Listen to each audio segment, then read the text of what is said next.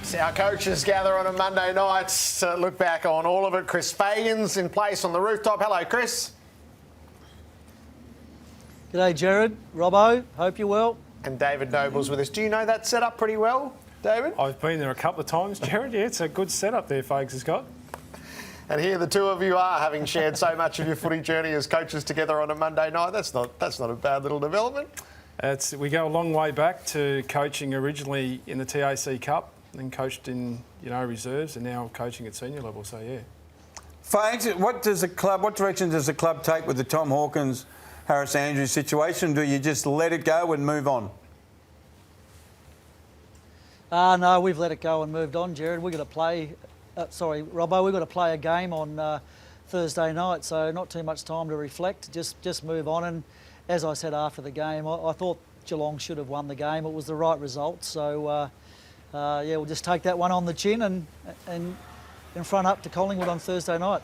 Do you think we, the media and the football public, deserve to not move on and seek an explanation so we are all aware of where the rulings are at this stage of the season?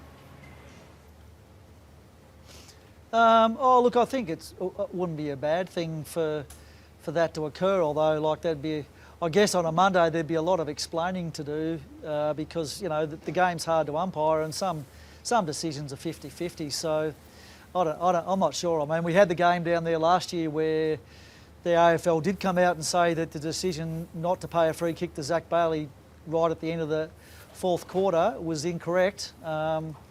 It's pretty hard on the umpire, isn't it? So I think we've got to protect the umpires and just move on and understand that mistakes can be made from time to time. So would your understanding, David, of the rule as it is be that would you expect that to be a push in the back? Or is that grey? No, I think it could go either way. Okay. At the moment, that's where I think it is. It's a bit of the luck of the draw. I think, as Fag said, you sometimes you just got to roll with the punches. I think if it's in the middle of the ground, it probably doesn't have as big an impact, I think, from a media perspective, because that's a goal and that's a pretty heavy penalty if you get it wrong. I will say this, is Harris Andrews has a sense of humour. This is a couple of minutes later, Fags. I'm not sure. Have you got a screen there? Will you be able to see this? No, I can't. No. Big shove on Stanley and then a look into the umpire to see, well, are you going to blow the whistle or not? And I thought, good on you, Harris. You've got a good sense of humour about you. Anyway, it was all good fun. He does. Yep. The final play, so your game comes down to, it's frantic at the end, and then you get one late look. I'm curious as to what's the learnings and what's the teachings in this clip when you assess it with your team whenever you do your review? Well, we have a set play that, we'd like to go to in order to try to get that situation set up. Now, R2's probably not aware that there's only, 40-odd seconds to go. So, the players are fatigued. We get a chance to win the game. We play and got to remain in the game for a long period of time. He feels like there's an option there for Goldie to actually go to. He got closed down. Todd could have probably swung onto his left and got it a bit deeper than maybe what R2 could. So but the umpire lost control as well. Look how haphazard this is. He didn't set the mark on Haywood. He didn't say you have to stand here. He sort of just let the game go. I thought it was really poor umpiring in the circumstance when we are so perfect in other times of the game on marking players, 50 metre, here's your mark. Yeah. This was very haphazard. We all learn. I'm sure the umpires would review that to have a look at why the mark wasn't set, what happened. We would like R2 to probably move forward quicker with the ball, maybe draw another 50. Look, as I said to you guys before the game, we want to be in those situations more often. So the learning is next time we get it better and we get it more correct. So without giving up how you play, would you like that in deeper? Would you like Todd running back to the goal square? But where are the sort of the layers in what you would teach off the back of that? At that point, Nick Larkey's deep, Tristan Cherry's deep. There wasn't that we didn't have an option deep. I mean, I know there's been a little bit of criticism with Todd not being there. Todd's also there to draw out one of the talls as well, so there's a little bit of strategy in that. But probably at that point in time, the ball probably goes deep and you you see how you go. You get a scramble on the ground and draw a free kick. Right, can I talk a bigger picture? I mean, you've been heavily, your footy club, your footy team, and it's an us. Yep. It's not a them and you guys, as you've said a couple of times, been pretty ordinary at times. To get a response like that, A, that's great, but B, that must create a level of frustration that it's in there. It's in you, and now the challenge, I suppose, is to get that consistency of effort and willpower every week. I think the pleasing thing, Robbo, is the way that we're responding quicker than what we have last year. You know, we've had 12 months to embed what we want to do. Last year it took us a long time to get to grips with where we needed and how we needed to respond. This week it's taken us a week. I'm not so much interested in the response last week. I'm interested in the continuation of that response and the consistency of what we're going to deliver on a more regular basis. So the response is what? They're really pleased with the contested ball, Yeah, absolutely. and the intent and all that sort of stuff, which we've all been disappointed with what we've seen. Absolutely. I mean, I think our numbers up until the last quarter, I mean, in 3 of our 4 games, we've been in situations to win the games in the last quarter. That's a massive positive for us from where we've been. But what we've delivered in other times is not up to the level that we need to. And what we saw on the weekend is our players have got capability to do that. I said to Jared just before you come on, I've been really happy with coaches pulling off individual moves as well as their coaching the collective and systems. I really like, like Brett Hill going to half forward and Jack Zeeble from back to forward. You know, it was someone's idea, yours maybe, someone in your coach's box, and you hope it works. And absolutely, it gave you everything that you hoped it was going to do. Couldn't ask for anything more from your captain to take on a challenge like that. The first play of the game, tackle, goes back, goal, puts us in the right direction. He embraced it. I floated it with him early in the week. We knew that he's a player that can draw the ball for us, and we certainly thought, I've coached a lot at Sydney on the SCG, and to draw the ball through the middle in the SCG is crucial, and we felt that we could do it, and I'm pleased for him as to the leadership that he showed on the weekend. So is that his new position? Oh, you're not going to put him back, are you? I said today maybe have a run in the midfield this week. No, I think that's his position. Yeah. Good on you. Daniel McStay had a terrific night, Chris, on Friday. It was interesting that the timing was funny, I reckon. It's got written about as being the target of many a Melbourne club, and then came out and put it all out there for footy fans to see on a pretty big stage. Yeah, he played an outstanding game. Very happy for him to be in that form. We've had a little bit of a chat about his contractual situation. It's a normal process for players to go through to consider all the options, and we obviously hope that he stays a Lion. But the most important thing for us right at this time and for him is that he plays the best football that he can to help us win games. So that's his focus, and at some point in time, I guess all that'll be worked out. Is that as well as he's played, Chris? What's that? Sorry, Jared? Is that as well as he has played? It'll be up there amongst his, 3 or 4 best games. He marked the ball well, kicked straight, put some good pressure on. So it'll be up there. Can I just ask you both? And you guys worked together at Brisbane, and Fags, you went through the rebuild and you helped rebuild this footy club. And tell me if I'm wrong, Chris, but you had a saying at the draft table. If they can play, that's good. If they're tough, bring them in. When you're rebuilding North Melbourne, Nobes, are you remembering your days at Brisbane, or are you still in consultation with Fags in any way as friends, as football people? And have you got the same philosophy? Yep, I hope they can play, but make sure they're tough.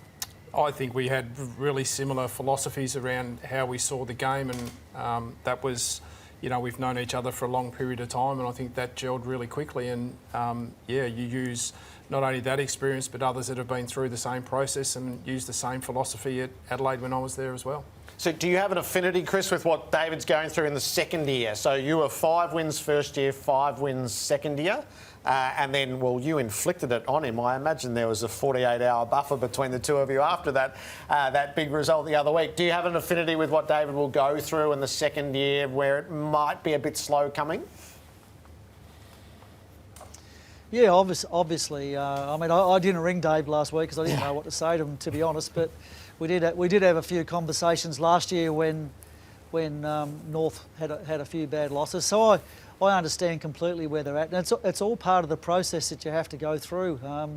If it's not easy, it's a tough game, and there's some good teams out there. So the good thing about those losses, if there is a good thing, is that you learn so much from them, and they harden you. And as you improve, you remember what it was like to be in that situation, and you never want to go back there again. So no, had great empathy for him, but also really excited to see the way that his team responded this week, which is always what you're looking for.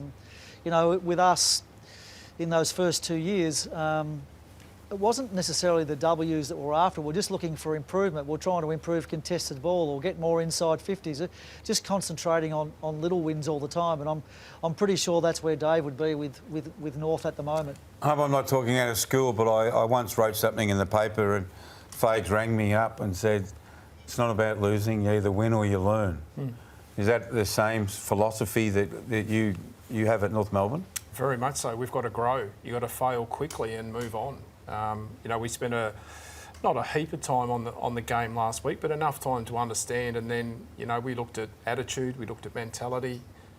We went to work on the training track, and we delivered a better performance. Were you really clear on how you were going to approach it as a coach? So from the press conference, which is not hiding anything, not looking for positives, just straight up, to what you did in review, to how you approach training, and you're a little bit combative yourself, which was probably a night, and the response that you would get. As a case study of your coaching across a week, were you really clear, or do you feel your way in a week like that? You get to a point on the Monday that you're really clear. I think once you get the information from the other assistants, they see their areas, you get a same sense of where the game unfolded. That's the first piece, and then I think you look at the energy and the effort.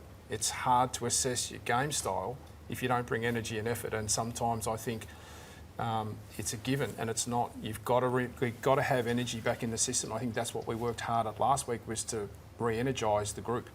Is there any risk in laying it out there publicly and putting it on the team in the manner that you did in the press conference? No, I don't think so, because I had a chance to talk to the group beforehand. If I hadn't, I probably would have been a little bit more guarded, but they know that I'm a natural competitor. They understand where we need to go, and they understand the journey that we're on. I think we collectively as a unit, we work really well together. I didn't think I laid our soul bare. I think it's fantastic when coaches do what you do, because the supporters feel it. Sometimes they want the club people to feel it as well, and then we're all in this together. Yeah. I could have possibly handled that press conference differently. I think I was a bit disrespectful to Andrew in that first question, which I've reached out to him. But overall, that's who I am. I'm passionate, and I want us to get better. Good Friday has always been a day for family in this town, and recently the addition of footy, always with the Royal Children's Hospital appeal at its heart. North Melbourne and the Western Bulldogs do so much work in preparation for the game and then take to the field, where plenty rides on the results, but there's much more than 4 points at stake when this takes place. It's part of the Easter fixture. Holy Thursday night will be back at the Gabba, which has been missing for a bit too long, a couple of years away from the Lions' biggest home game against Collingwood, and then the Good Friday football match with North Melbourne and the Western Bulldogs. So maybe you first, Fags, that Thursday night game, how big is that in Brisbane town? It's big. I think the Gabba is expected to be absolutely full on Thursday night, which our players love, playing in front of a big crowd. And hopefully it's a really great game and kicks off the weekend in style. And how important is Good Friday for North Melbourne, David? Extremely, Jared. We feel very privileged to be able to play into our sixth, game, and to be able to help other people that need that help, through the donation of tickets. I think there's $5 for every ticket sold that goes to the Royal Children's Hospital. I had a young Isla that came down last week. We love it. And the performance, so last year it was a 100-point result, Yep. which we understand why. How important is it to provide a showpiece game to match the occasion, I suppose? Yeah, really important. Our players will understand that it's one of our big marquee games, and regardless of where we position ourselves or where we are on the ladder, there's an expectation that we need to step up to the plate. As a result, of last year, it certainly was, not where we wanted to be, and hopefully we've got ourselves into a position now where we can move forward off last week and continue that same manner of play. Do you instruct your players to try and fake out the man on the mark to try and get a 50-metre penalty? I don't necessarily instruct them, but I know there's a few that try. Fags, do you instruct them? And if you do, why? And do you like the practice of a player trying to fake out a player on the stand the mark rule? Again, we've got some players who will try and, pull a 50-metre penalty, but again, not something that we practice. The other part of that question, Robbo, do you like that? I don't think it's in the spirit of the game when players have to earn their kicks and you've got to earn territory, and a very simple, we're going to try and fake you out and get a 50-metre penalty, which Kevin Sheedy has said today, which is just a gross overplay of a penalty. Yeah, it's a big price to pay for a very small mistake. I don't disagree with him there, but it's the rules around the mark are sort of quite tricky, and players, when someone goes to fake a handball or whatever, it's only a natural reaction to move your feet one way or the other. So it's a tough one. What do you think of the stand rule as it is right now, David? And we're seeing, so the Bulldogs in particular are pulling back from the mark on almost all occasions, and there's one moment on Saturday night that cost them a 50-metre penalty because stand has already been called. I like it. I think it allows you to manoeuvre the way through. I think it's forced teams to think differently around how they're going to use the ball from a marking situation. But yeah, I'm an advocate for it if it helps open up. I think it's been umpired differently now to what it was at the beginning of last year. I think it always takes a bit of time to settle. I think the umpires, I think as Bevo sort of said, they've got a couple of second buffer now to try to get that person. We'll try to get someone on the angle, get the stand, bang, you're done, and then it might just give you a bit more time to get set up a bit further down the ground. How have you thought, Chris, around how you're approaching the stand at the moment? Well, we're not trying to pull back off the mark, and for the umpire to say outside 5, I'm still not convinced that that's the way to go. I'd be interesting to have a chat to Bevo as to the reasons why he does it, but he must have good reason because he's a well thought out coach. But yeah, it's an interesting one that they've been caught out a few times moving to try and get back outside 5 and given away a few 50-metre penalties, and it actually gives the guy with the ball a really open look. So yeah, I'm sort of observing that one from a distance. The Paddy Ryder action, David, no personalities involved. Would you think that's a suspension when you see it in real time, or do you think that that's a collision? I think we've now become accustomed that if there's contact with the head, you're in trouble. I think that's the fundamental principle. Whilst we may have differing views and players may have differing views, I think if you decide that you're going to bump and there's contact, incidental or not, that's what you take the risk with. But are you come in here, Fags, are you talking to your players enough about it? Because every time something like this happens, we know you're not allowed to bump, hits them in the head, and then we see that on the weekend, and you think, are the coaches really hammering home to the players, do not bump in that situation after they got rid of the ball? Oh, I don't think Paddy expected to make contact, just the fact that he's tall. Yep. Sorry, You reckon, Fags?